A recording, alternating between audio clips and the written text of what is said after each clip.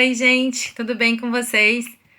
Então, vamos para mais uma videoaula. A gente vai dar continuidade no capítulo 3, que fala sobre a crise do sistema colonial e também a independência do Brasil. Bom, a gente precisa tentar entender qual é o cenário na Europa, porque no Brasil a gente já conhece, são as revoltas nativistas e separatistas, mas qual é o cenário na Europa que faz com que corrobore para essa crise do sistema colonial? Portugal tinha um acordo com a Inglaterra chamado Tratado de Methuen ou Tratado dos Panos e Vinhos. Esse acordo dizia que Portugal iria vender vinho do Porto para a Inglaterra e, em contrapartida, compraria os produtos manufaturados ingleses, já que Portugal não produzia todos eles. Esse acordo ele durava desde 1703. E no ano de 1806, Napoleão Bonaparte, que era o governante da França, ele institui um bloqueio continental. E a ameaça era: qualquer país que continuasse a negociar com a Inglaterra seria invadido por tropas napoleônicas. Mas daí, como que ficaria a situação de Portugal? Se correr, o bicho pega. Se ficar, o bicho come. Porque se ele acatasse as determinações da França, as tropas inglesas iriam invadir. Mas se ele rompesse o bloqueio continental e fizesse as negociações com a Inglaterra, as tropas napoleônicas invadiriam Portugal. E agora? O que os portugueses, o que a coroa portuguesa ia fazer? A coroa portuguesa toma uma decisão interessante. Ela olha para o Brasil, né, e pensa: peraí, mas se eu for para o Brasil, eu não tô na Europa. Então eu vou poder continuar comercializando com a Inglaterra. E é isso que a família real faz. No dia 29 de novembro de 1807, a gente tem uma fuga da família real portuguesa para o Brasil. E como que fica a questão de Portugal? Bom, Lisboa vira um protetorado da Inglaterra e tropas inglesas vão para lá para tentar defender o território português das tropas napoleônicas que acabam invadindo efetivamente Portugal. A vinda da família real para o Brasil, ela consta de 70 navios. Desses 70 navios, 55 eram portugueses. Os demais eram ingleses que vieram fazendo escolta. Quando a coroa decide se mudar para o Brasil, ela vem com toda a sua comitiva. E isso vai corresponder a 16 mil pessoas.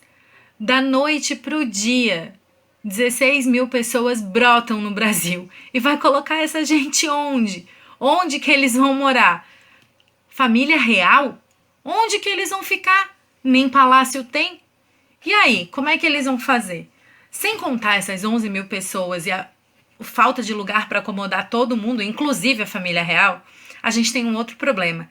Eles trazem todas as documentações que eles querem, riqueza, cofre público, móveis, animais que eles, óbvio, alguns eles comeram no meio do caminho, mas outros são animais de estimação, simplesmente porque eles gostavam, né? Então, olha o caos, olha como fica caótica essa vinda da corte para o Brasil.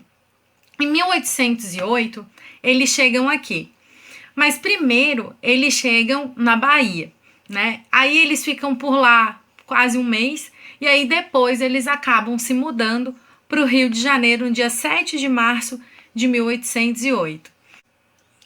O príncipe regente, que era o Dom João VI, ele cria uma lei na qual ele pode começar então a requisitar a casa dos seus súditos. Só dessa maneira mesmo que ele ia conseguir acomodar todas as pessoas que ele trouxe com ele. E nessas moradias, que na grande maioria eram residências muito boas, eles começaram a pintar nas portas uma sigla, PR, Príncipe Regente, mas que a grande massa, a população, começou a ironizar, dizendo que era ponha-se na rua. A vinda da corte portuguesa para o Brasil vai fazer com que a moda e alguns hábitos europeus comecem a ser copiados aqui no Brasil, e a colônia vai começando aos poucos a ter cara de metrópole. Isso porque a gente está falando do início do período joanino. Uma das primeiras coisas que o Dom João VI faz é criar a Carta Régia. Nessa carta, ele abre os portos brasileiros às nações amigas e extingue o pacto colonial.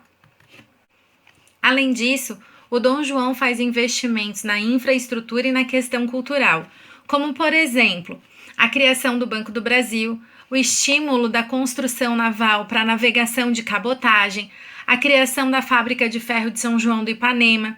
Ele cria a imprensa régia, que mais tarde vai virar a Gazeta do Rio de Janeiro, funcionamentos de tipografia.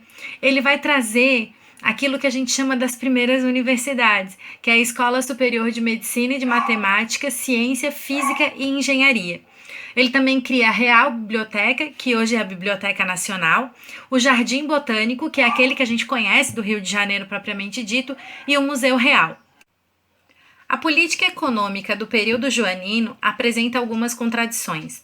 A primeira delas é a questão da industrialização, que aqui no Brasil foi um fracasso. Outra era sobre as taxações que viriam em cima dos produtos. Se fossem produtos de outras nações, seria 24%. Se fossem produtos portugueses, 16%. Em 1810 é feito um acordo chamado Tratado de Comércio e Navegação e de Aliança e Amizade. Nesse tratado, a Inglaterra conseguiu uma taxação de 15%. E com esse tratado, então, ficou: qualquer nação amiga de Portugal ganharia 24% de taxação em cima dos seus produtos. Se esses produtos fossem portugueses, 16%. Mas se eles fossem ingleses, 15%. Dá para entender? Em 1810, ainda também um outro tratado foi feito, que é o Tratado de Paz e Amizade. Esse tratado privilegiava os ingleses que moravam aqui no Brasil. Primeiro, porque caso eles cometessem algum crime, eles seriam julgados sob as leis inglesas e não as leis portuguesas. E segundo, dava livre arbítrio para eles praticarem a religião deles, que era protestante, muito embora a coroa portuguesa e toda a sua corte tivesse que ser católico. Ainda sob o comando do governo de Dom João VI, em 1817, estoura em Pernambuco a Revolução Pernambucana. No início do século XIX, o Nordeste brasileiro vivia uma crise socioeconômica. As pessoas que produziam algodão estavam descontentes porque precisavam concorrer com algodão que era produzido nos Estados Unidos, sendo que era o mesmo mercado consumidor, a Europa. A galera que produzia açúcar também concorria com o açúcar antilhano, que era o açúcar dos holandeses, e também no mesmo espaço, que era a Europa. E no interior da colônia, no caso, em Pernambuco, os brasileiros ficavam chateados porque o comércio local era dominado pelos portugueses, que conseguiam elevar o preço de todas as coisas. Para além disso, para construir todas aquelas obras de infraestrutura e obras culturais que Dom João VI investiu na cidade do Rio de Janeiro, precisava cobrar impostos de alguém. Então eles elevaram o preço dos impostos e Pernambuco não via retorno desses impostos na sua localidade, somente na capital. Circulava por Pernambuco que os ideais de república, de governos liberais, estavam dando certo em vários lugares do mundo. E essas ideias eram contra o colonialismo, contra o absolutismo, que ainda estava vigorando. A Revolução Francesa, a independência dos Estados Unidos, as ideias do iluminismo e até mesmo as revoluções na América Espanhola serviam de influência para que os pernambucanos, no dia 7 de março de 1817, na cidade de Recife, quisessem fazer uma insurreição, excluindo a monarquia e instaurando uma república. Já é de se esperar que essa revolução não vai dar certo. Vai haver repressão do governo e no dia 17 de julho do mesmo ano, os líderes foram executados.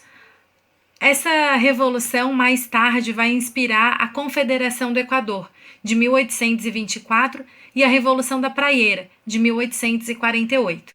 A situação de Dom João VI no Brasil não era confortável.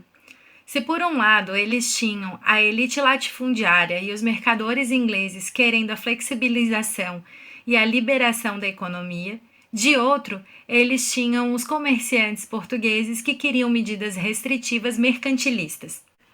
A economia portuguesa também estava abalada, desde o momento que eles conseguiram expulsar os franceses de Portugal. Nesse momento, Portugal vira um protetorado da Inglaterra e os portugueses criam um sentimento de ranço por conta de todas as flexibilizações que eram dadas aos britânicos que viviam no Brasil e também por conta dos acordos comerciais.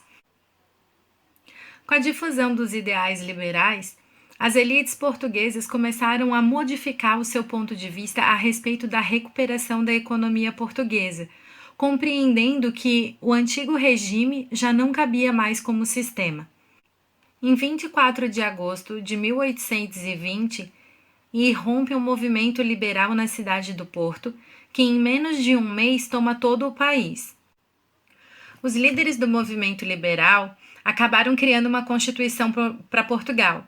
Nela, pedia o reestabelecimento do pacto colonial e caso a família real não voltasse, eles simplesmente perderiam o trono. Então, diante desse medo, o Dom João, mesmo que a contragosto, acaba organizando a volta da família real, mas fica com muito medo de o Brasil conseguir a sua independência, afinal de contas, já tinha áreas de metrópole. Então, o que ele faz? Deixa Dom Pedro I no comando do Brasil como príncipe regente. No dia 26 de abril de 1821, o Dom João volta com toda a corte para Portugal, mas antes ele passa a mão no cofre do Banco do Brasil e leva com ele. Isso faz com que as pessoas criem uma musiquinha para Dom João, que é olho vivo, pé ligeiro, lá vai Dom João com o nosso dinheiro. Obviamente, Dom Pedro I tinha grandes dificuldades de governar, afinal de contas não tinha dinheiro no cofre. Em Portugal, os líderes do movimento da Revolução Liberal pediam a volta imediata de Dom Pedro I para Portugal. E aí as elites aqui do Brasil ficaram com muito receio de que Dom Pedro I voltasse, porque se ele voltasse a recolonização iria acontecer, e ele permanecendo aqui seria a garantia de uma emancipação política e econômica em relação a Portugal. Sendo assim, um abaixo-assinado com 8.000 assinaturas pedindo a permanência do Dom Pedro I foi entregue a ele. E aí fica conhecido como o Dia do Fico, aonde ele diz: se é para o bem de todos e felicidade geral da nação, eu digo ao povo que fico. Um dos principais articuladores da independência do Brasil é José Bonifácio de Andrada. Ele era presidente da Junta Governativa de São Paulo e uma espécie de braço direito do príncipe regente Dom Pedro I. Em maio de 1822, o Dom Pedro I ele cria uma lei chamada Lei do Cumpra-se, que, no caso, aqui no Brasil, qualquer lei vinda de Portugal só seria efetivada se ele dissesse ok. Caso Dom Pedro I ignorasse a lei, ela tinha que ser ignorada por todos os outros cidadãos brasileiros. No dia 7 de setembro de 1822, simbolicamente, ao lado da margem do rio Ipiranga, o Dom Pedro I ele dá o grito de independência ou morte. Ainda nesse mesmo ano, no dia 1º de dezembro, ele é coroado como imperador do Brasil, e aí ele passa a se chamar Dom Pedro I. Na Bahia, no Pará, no Maranhão, no Piauí e na Cisplatina, guerras sangrentas foram travadas. Muitas pessoas que habitavam esses lugares eram contra a independência do Brasil porque eram fiéis à coroa portuguesa. A independência do Brasil pôs fim na história colonial e dá início para a história do Brasil Império. Contudo, ela não modifica muito o quadro econômico, afinal de contas o Brasil continuou dependente de países europeus. Aqui, o sistema escravista não mudou. O imperador era um absolutista. Vale lembrar que o Brasil foi o único país da América que conseguiu a sua emancipação, mas continuou monarquia. Ainda por cima, foi uma independência outorgada de cima para baixo, que não alterou a ordem social. Essa foi a nossa aula de hoje. Eu espero que vocês tenham estudado. Não perca a nossa próxima videoaula, que vai ser sobre o primeiro reinado no Brasil. Tchau!